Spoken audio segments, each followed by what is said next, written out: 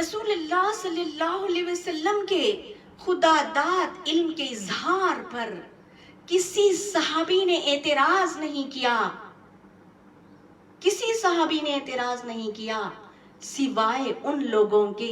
جن کے دل نور ایمان سے خالی تھے، جنہوں نے کفر کو نفاق کے پردے میں چھپا رکھے تھے۔ ایسے ہی لوگوں نے آپ صلی اللہ علیہ وسلم کے علم غیب، علم حکمت پر اعتراض کیا ہے۔ تو آپ صلی اللہ علیہ وسلم جو اعتراض کرنے والے ہیں آپ کے علم پر، ایسے اعتراض کرنے والوں پر، ایسے اعتراض کرنے والوں کو آپ صلی اللہ علیہ وسلم فرماتے ہیں ما بالو اقوام طعنوا فی علمی، ان قوموں کا کیا حال ہوگا جو میرے علم پر اعتراض کرتے ہیں۔ اے مسلمانوں، رسول اللہ صلی اللہ علیہ وسلم کا سب سے بڑا معجزہ تو یہ ہے کہ آپ نے قرآن کریم ہم تک پہنچائے، آپ کے ذریعے سے قرآن کریم ملا ہے، سب سے بڑا معجزہ ہے۔ قرآن کریم اگر کسی نبی کے قلب میں اتارتا اللہ، تو کسی نبی کے قلب میں ایسی طاقت، ایسی صلاحیت نہیں تھی کہ قرآن کریم کے کلام کو برداشت کر سکے، نہ ہی کائنات کی کسی شے میں ایسی سہن شکتی تھی کہ قرآن کریم کے کلام کو برداشت کر سکے۔ اللہ رب العالمین پہاڑ کی مثال دے رہا ہے، پہاڑ کی مثال یعنی پہاڑ سب سے زیادہ مضبوط اور طاقتور ہوتا ہے، اور اللہ رب العالمین پہاڑ کی مثال دے کر کہہ رہا ہے سورہ الحشر میں لو انزلنا هذا القرآن على جبل لرأيته خاشعا متصدعا من خشیۃ اللہ، یعنی اگر ہم یہ قرآن پہاڑ پر اتارتے تو تو ضرور دیکھتا اسے، یعنی پہاڑ جھکا ہوا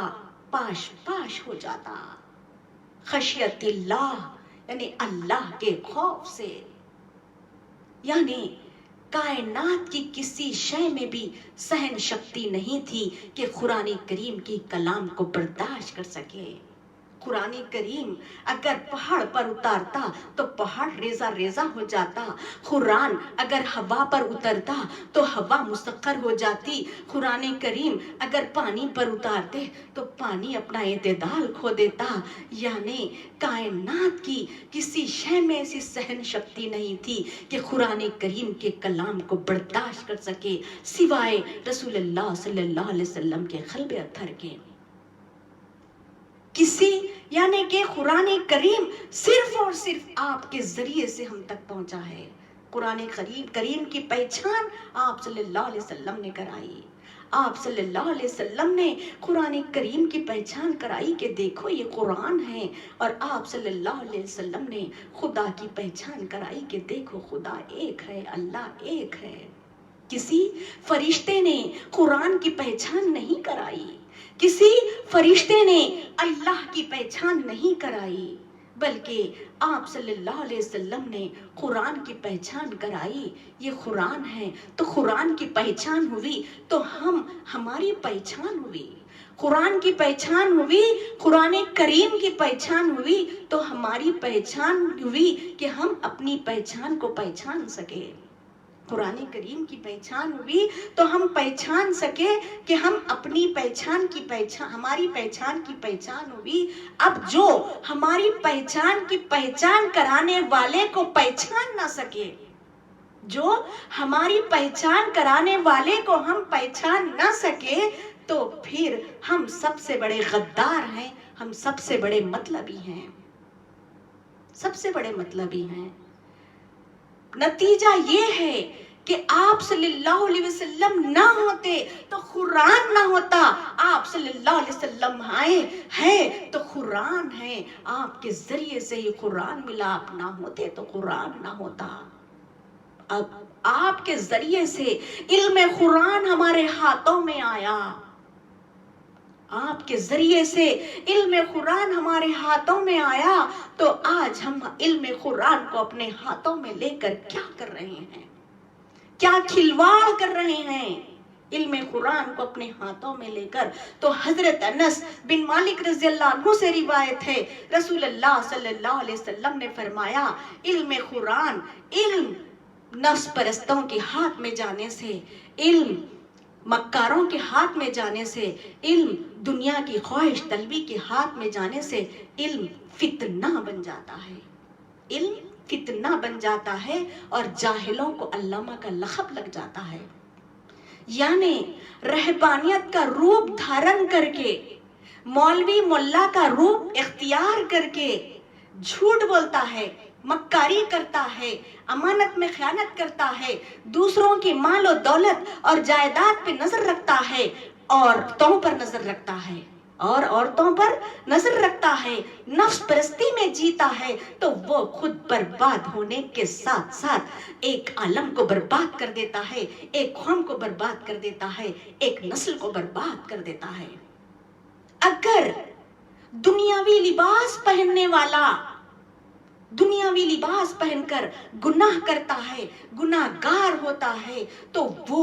خود برباد ہوتا ہے، لیکن کسی دوسرے کو برباد نہیں کر سکتا۔ لیکن ایک مولوی ملا کرتا پاجامہ پہن کر، جھبے پہن کر، داڑیاں رکھ کر، زلفیں دراز رکھ کر، گیسو دراز رکھ کر جھوٹ بولتا ہے، گناہ گار ہوتا ہے، تو وہ خود برباد ہونے کے ساتھ ساتھ ایک عالم کو برباد کر دیتا ہے، ایک قوم کو برباد کر دیتا ہے، ایک نسل کو برباد کر دیتا ہے۔ حضرت احمد بن حنبل رضی اللہ عنہ سے روایت ہے، رسول اللہ صلی اللہ علیہ وسلم نے فرمایا، میں جب معراج پہ گیا تو ایک ایسی قوم سے سامنا ہوا کہ ان کی زبانوں کو، ان کی ہونٹوں کو دوزخ کی کھینچی سے کاٹا جا رہا ہے، اور یہ وہ زمانے کے خطیب ہیں، یہ وہ زمانے کے خطیب ہیں کہ دوسروں کو نصیحت کرتے تھے اور خود نصیحت سے بے خبر ہوتے۔ آپ صلی اللہ علیہ وسلم فرماتے ہیں، اللہ کے شہروں میں اللہ کے داعی ہوں گے، یعنی علم نافع حاصل کر کے دوسروں تک حق پہنچائیں گے، تو ایسے اللہ کے داعی تعداد میں تھوڑے ہوں گے، اور یہ ایسے اللہ کے داعی تمہارے درمیان یعنی عام لوگوں کے درمیان اٹھتے بیٹھتے ہوں گے، لیکن ان کی روحیں ہوائے مولخ پر ہوں گی، ان کی روحیں ہوائے مولخ پر ہوں گی۔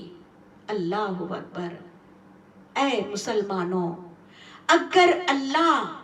کسی کو ذلیل و خوار کرنا چاہتا ہے، اے اسلام کے علمبرداروں، اگر اللہ کسی کو ذلیل و خوار کرنا چاہتا ہے، بدبخت بنا کر گرانا چاہتا ہے، تو اس کے لیے توبہ کا دروازہ علم نافع اور توبہ کا دروازہ بند کر دیتا ہے۔ علم نافع انبیاء کی میراث ہے، مال و دولت نمرود، فرعون، شداد کی میراث ہے۔ علم کو کمائی کا ذریعہ بنا کر مال و دولت کے لیے جو مارا پھرتا ہے، تو وہ علم فتنہ ہے، وہ علم فتنہ ہے۔ علم کو کمائی کا جو ذریعہ بناتے ہیں، وہ علم فتنہ ہے۔ علم نافع مومن کو نصیب ہوتا ہے، علم نافع مومن کو نصیب ہوتا ہے۔ کتابوں سے پڑھنے والوں، سننے والوں، سنانے والوں، اگر علم ادب نہیں سکھاتا، اگر علم ادب نہیں سکھاتا، تو وہ علم فتنہ ہے، فتنہ ہے۔ اللہ اکبر۔ آج علم تو حاصل کر رہے ہیں، گلی گلی کوچوں میں علم حاصل کر رہے ہیں، لیکن ادب نہیں کرتے۔ ادب ایمان ہے، ادب نہیں تو ایمان نہیں۔ علم تو حاصل کر رہے ہیں لیکن ادب نہیں کرتے، گستاخیاں کرتے ہیں، تو ایسے لوگ اپنی تنظیموں، اپنی خانقاہوں کو بدنام کرتے ہیں۔ علم نافع یہ حکمت سکھاتا ہے، علم نافع یہ حکمت سکھاتا ہے کہ اللہ والے کو تکو تو اللہ یاد آ جاتا ہے، یعنی اللہ والے کو تکنے سے اللہ یاد آتا ہے۔ اگر کوئی مولوی ملا کا روپ اختیار کیا ہوا ہے اور اس کو دیکھنے سے، اس کو تکنے سے اللہ یاد نہیں آتا تو پھر سمجھو کہ وہ دھرتی پر سب سے بڑا فتنہ ہے۔ حضرت قبلہ عالم فرماتے ہیں کسی انسان کو کامل انسان کی صحبت ملی ہو اور کامل انسان کی صحبت ملی ہو اور حقیقت انسان کا علم ہو تو اب اس کو نماز میں مزہ آتا ہے، دن بدن وہ نماز برکت کا باعث ہوتی ہے، یعنی ان الصلاۃ تنہی عن الفحشاء والمنکر کا مقصد منشا پورا ہو جاتا ہے۔ مزید حضرت قبلہ عالم فرماتے ہیں کہ غیر صحبت اولیاء والا انسان نمازیں بھی پڑھتا ہے، برے کام بھی کرتا ہے، تو پھر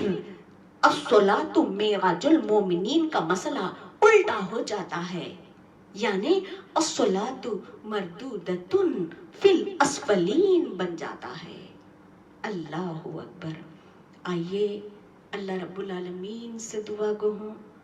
اللہ ہماری رسول اللہ صلی اللہ علیہ وسلم کے صدقے سے اللہ ہماری حفاظت فرمائے اور رسول اللہ صلی اللہ علیہ وسلم کی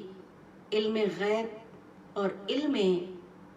حکمت پر کامل یقین والا بنا دے، کامل ایمان والا بنا دے۔ کامل یقین اس لیے کہ کامل ایمان والے ہو جائیں اور ہم کو آخری سانس تک اے باری تعالیٰ علم نافع عطا فرما، علم نافع عطا فرما، آمین یا رب العالمین۔ وحق لا الہ الا اللہ محمد رسول اللہ صلی اللہ علیہ وسلم۔ السلام علیکم ورحمۃ اللہ وبرکاتہ۔